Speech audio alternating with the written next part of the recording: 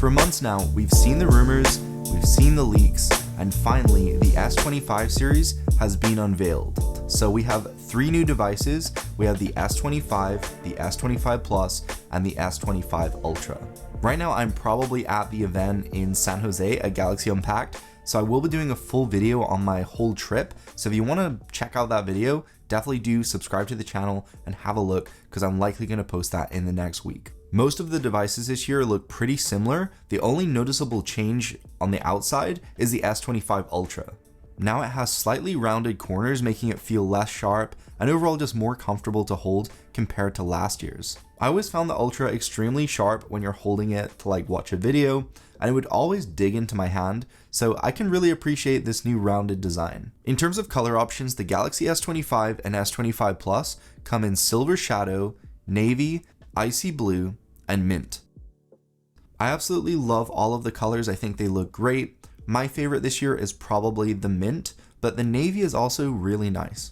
In terms of the S25 Ultra, we have Titanium Black, Titanium Gray, Titanium White Silver, which is one of my favorites, and Titanium Silver Blue. So design-wise, feel in the hand, materials are all pretty much the same. It's still using that titanium build.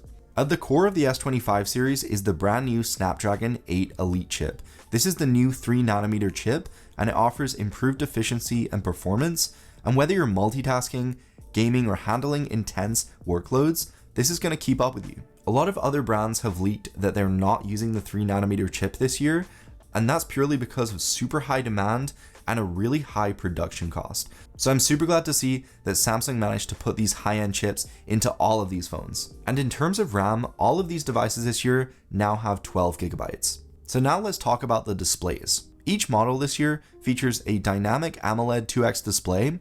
The S25 has a 6.2-inch Full HD Plus panel, while the S25 Plus and S25 Ultra come in 6.7-inch and 6.9-inch Quad HD Plus displays. After using these phones hands-on, the screens are how you would expect from Samsung. They are top-notch quality, super sharp, vibrant colors, and great viewing angles. In terms of the cameras this year, on the S25 and S25 Plus, we have a 12 megapixel ultra-wide sensor, 50 megapixel wide, and 10 megapixel 3x telephoto. So really, there's not a lot going on here. There's some new computational algorithms in the background, enhancing images, overall making low light performance better. But the main hardware changes this year are on the Ultra phone. The S25 Ultra has a 50 megapixel ultra-wide lens, and that's just overall going to improve clarity, sharpness. Overall, you're just going to get a more high resolution image compared to last year. We'll have to see how it performs in low light, because normally more megapixels don't actually equal better low light performance, but we'll have to see. One of my new favorite software features about all of these phones is now you can record log directly inside of the standard camera application. So all you need to do is go into Pro Video, turn on log at the top right, and you can choose up to 8K 30 frames per second log. And I've actually taken some sample footage, which I'll put on the screen, and I'll slap a color grade on just to show you what you can expect from this phone. Overall, this is going to be a game changer for any content creators out there. Anyone that wants to shoot professional looking footage from your phone, this is going to make a massive difference. You're also now able to shoot up to 4K 120 frames per second, so you can get nice, cinematic, high quality slow motion shots. And you can also do 4K 120 in log. In terms of One UI 7, there are a few new features coming to these phones, including audio enhancement. So there's an audio eraser now built directly into the gallery application. So whenever you take a video and there's dialogue, like say you're talking, you can now go into the settings and turn on the audio eraser, and it will go ahead and remove unwanted background sounds from your videos. Inside the phone application, you also now have call recording. So whenever you're having a call, you can just easily start and stop recording directly from the call screen. But I had my hands on these phones for a couple of hours. I got to test them all out, take photos, videos, try out some of the new software features and performance. And so far, I'm actually super impressed with how polished and refined One UI 7 is. There's also a new Now Brief page, which is designed to provide personalized information throughout your day. So in the morning, it will display good morning and provide the weather forecast, as well as your sleep quality report. If you're traveling to work, it will show your route information, as well as travel suggestions and commute updates. And in the evening, there is a night summary offering memorable moments throughout your day and activity summaries, so you can view all of your fitness achievements. It's essentially a smart notification summary which groups together all of the important relevant things that you want to know and displays them in one place. There's also this new dynamic pop-up on the lock screen that displays ongoing tasks and actions like timers, Spotify controls, as well as reminders, and there's more coming soon. So there's going to be third-party support. So hopefully this will work with a whole variety of different applications.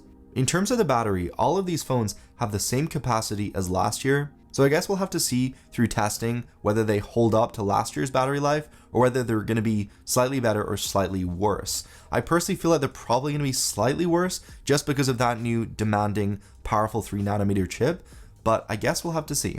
But other than that, you still have the 45-watt fast charging, but it seems that all of these new phones this year are very similar minor incremental upgrades from last year. So you've got a few little design tweaks on the Ultra, as well as the new processor, and you got some refinement in terms of the software experience, but really, they're actually very similar to last year's phones.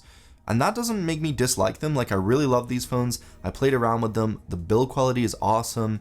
Some of the new software features are incredible, and you're still getting all of those Galaxy AI features sprinkled throughout the experience. So if you didn't pick up the S24 series and maybe you're back on like S23 or S22, then this might just be worth the upgrade. But if you're still rocking last year's devices, then honestly, I don't really feel the need to upgrade. You probably could just wait it out. But I'm going to be fully testing the S25 Ultra. I'm actually really excited to play around with it and use it as my daily phone for a bit.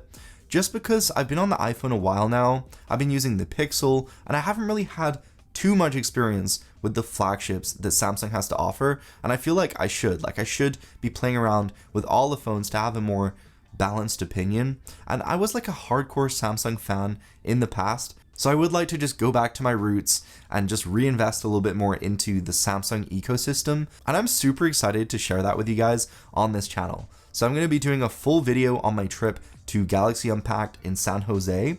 And then I'm also going to be doing like a full dedicated video on the S25 Ultra.